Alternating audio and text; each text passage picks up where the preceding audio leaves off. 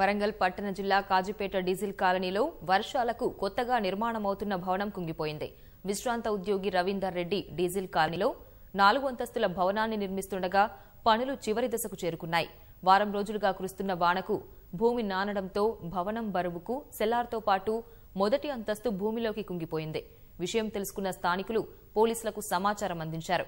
కుంగిన భవనం చుట్టూ ఉన్న ఇళ్లలోని వారిని పోలీసులు ఖాళీ చేయించారు. భవనానికి కాపలాదారుడిగా ఉన్న భిక్షపతి ఆచూకీ దొరకడం లేదు.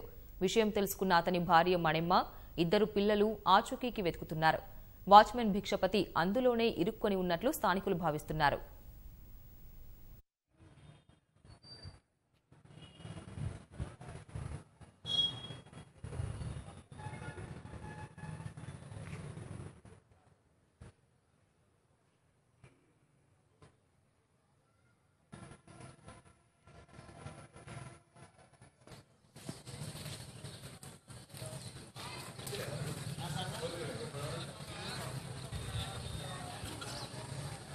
भिक्षपति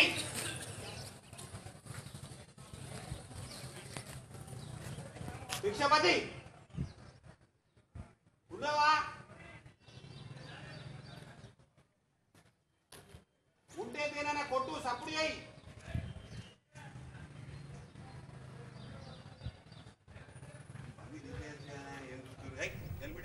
వరంగల్ పట్టణ జిల్లా కాజీపేట డీజిల్ కాలనీలో వర్షాలకు కొత్తగా నిర్మాణమవుతున్న భవనం కుంగిపోయింది.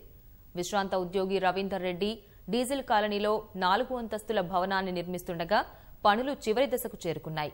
వారం రోజులుగా కురుస్తున్న వానకు భూమి నానడంతో భవనం బరువుకు సెల్లార్తో పాటు మొదటి అంతస్తు భూమిలోకి కుంగిపోయింది.